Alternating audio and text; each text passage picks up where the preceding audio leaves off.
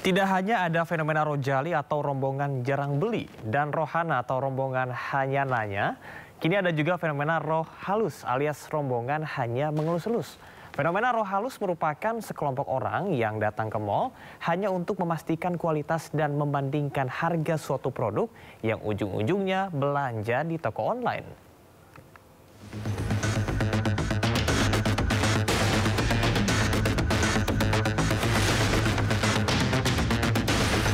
Belum cukup fenomena rojali atau rombongan jarang beli dan rohana atau rombongan hanya nanya, kini muncul fenomena yang hampir mirip, yakni fenomena roh halus alias rombongan hanya mengelus-elus. Fenomena roh halus menyoroti sekelompok orang yang datang ke mal hanya untuk memastikan kualitas dan ukuran serta mencari perbandingan harga suatu produk. Biasanya, kelompok roh halus yang gentayangan di mal ini tidak membeli produk di toko tersebut, melainkan beli di toko online yang harganya lebih murah. Tiga fenomena yang tengah marak di pusat perbelanjaan ini menjadi tantangan serius bagi sektor retail dan usaha mikro kecil dan menengah di tengah ketidakpastian ekonomi nasional. Kendati demikian, Asosiasi Pengelola Pusat Belanja Indonesia menyebut fenomena ini bukanlah hal baru. Rojali ini selalu terjadi sepanjang waktu begitu di pusat perbelanjaan begitu. Hanya saja memang intensitasnya ataupun jumlahnya yang selalu berubah dari waktu ke waktu begitu ya. Jadi kan seperti kita ketahui pusat perbelanjaan itu fungsinya bukan hanya sekedar sebagai tempat belanja saja, tetapi ada faktor fungsi-fungsi lain seperti edukasi, pendidikan, hiburan dan sebagainya begitu. Badan Pusat Statistik juga turut menyoroti fenomena ini. BPS menyebut bahwa fenomena ini patut diamati karena bisa menjadi cerminan tekanan ekonomi pada kelompok rumah tangga tertentu.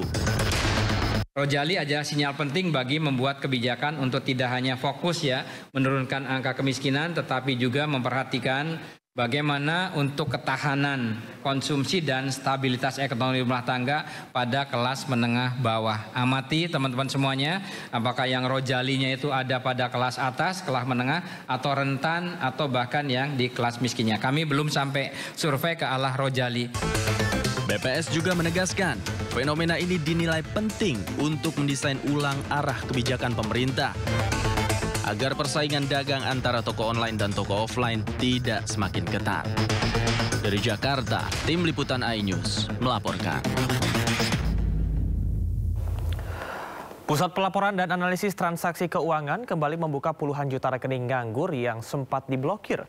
Sebelumnya dalam 5 tahun terakhir, PPATK menemukan rekening pasif yang disalahgunakan tanpa sepengetahuan pemiliknya.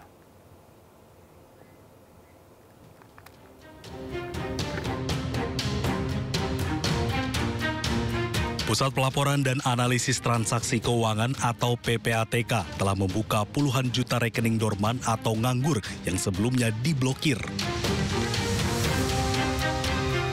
Kepala PPATK Ivan Yusti Avandana menyatakan PPATK membuka kembali 28 juta rekening yang sempat dihentikan transaksinya sementara.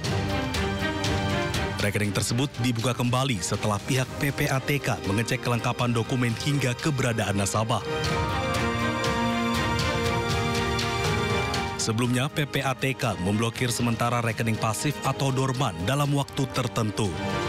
Rekening yang dibekukan tidak dirampas negara, namun hanya diblokir sebagai langkah perlindungan dari potensi penyalahgunaan pihak lain.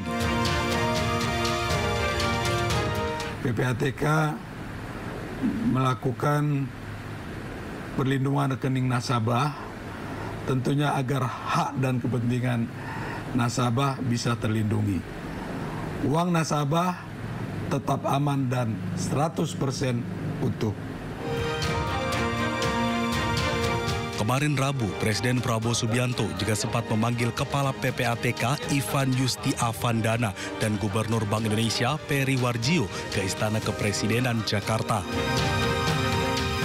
Pemanggilan tersebut dilakukan di tengah polemik pemblokiran rekening nganggur yang ramai diprotes masyarakat. Tim Liputan iNews melaporkan. Pemerintah Indonesia dan Amerika Serikat masih akan terus melakukan perundingan terkait dengan detail teknis kebijakan tarif resiprokal untuk menyepakati sejumlah kepentingan. Dengan demikian, pengenaan tarif masuk sebesar 19% terhadap produk Indonesia belum akan diberlakukan mulai tanggal 1 Agustus 2025 ini.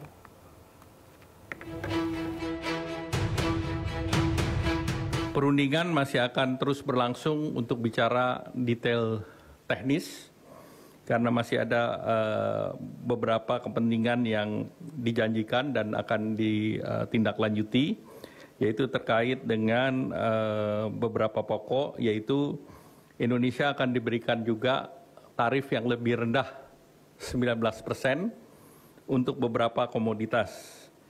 Nah, yang dikatakan adalah komoditas sumber daya alam yang tidak diproduksi oleh Amerika Serikat, seperti kelapa sawit, kopi, kakao, produk agro, dan juga produk mineral lainnya.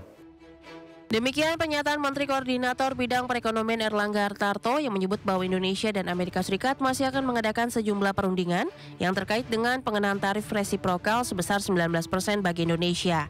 Dalam kesempatan terpisah, Erlangga mengisyaratkan Indonesia belum akan dikenakan tarif resiprokal Amerika Serikat pada 1 Agustus 2025. Hal tersebut karena tarif resiprokal sebesar 19% untuk Indonesia baru akan berlaku saat perjanjian dagang sudah lengkap seluruhnya. Erlangga menjelaskan tarif resiprokal Amerika Serikat untuk Indonesia baru akan berlaku apabila perjanjian itu sudah ditandatangani oleh kedua belah pihak, di mana sejauh ini Indonesia dan Amerika masih menyusun rancangan kesepakatan. Dalam hal ini, Erlangga menggarisbawahi bahwa pemberlakuan tarif resiprokal secara resmi akan menjadi kesepakatan dan pernyataan dua pemimpin, di mana keputusan tertinggi berada di tangan presiden kedua negara.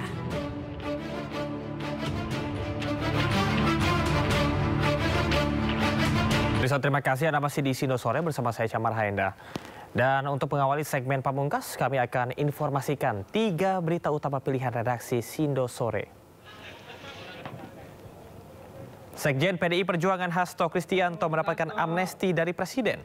Hasto sempat terpantau keluar dari rutan KPK mengenakan rompi tahanan dan disambut sejumlah kerabat. Namun Hasto keluar rutan untuk berobat.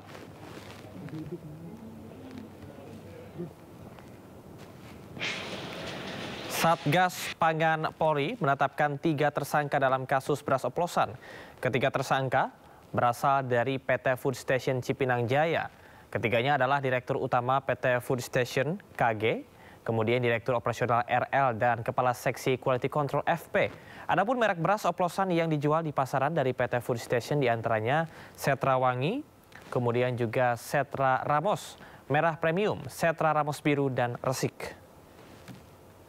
Ketiga tersangka diduga sengaja menggunakan beras kualitas rendah yang dikemas dengan label beras premium.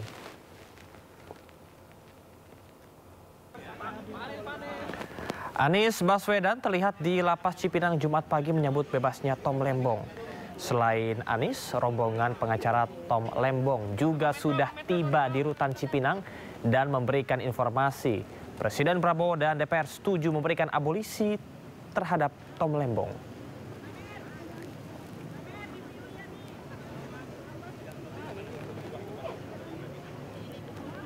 Dan pemirsa, kami akan ajak Anda untuk melihat situasi dan kondisi terkini di depan rumah tahanan Cipinang, Jakarta Timur. Dan hingga saat ini, tampak para pendukung tengah menanti mantan Menteri Perdagangan Tom Lembong keluar dari rutan setelah mendapatkan abolisi dari Presiden Prabowo Subianto. Kehadiran mereka ini sempat mengganggu pergerakan mobil tahanan yang hendak beraktivitas. Mereka meminta agar Tom Lembong ini bisa segera dibebaskan. Saat ini dapat dilihat di layar kaca Anda, pemirsa, sejumlah mama ini tengah menanti kedatangan Wakil Ketua DPR RI Sufmi Dasko Ahmad yang kabarnya akan membawakan surat ke pres abolisi. Tom Lembong, pemirsa, mantan Menteri Perdagangan yang divonis 4,5 tahun penjara oleh Pengadilan Tipikor atas kasus korupsi gula kristal mentah, ditahan di rutan Cipinang, Jakarta Timur. Sebelumnya usulan Presiden Prabowo Subianto untuk memberikan abolisi terhadap Thomas Trikasih Lembong dan amnesti kepada Sekjen PDI Perjuangan Hasto Kristianto disetujui DPR RI.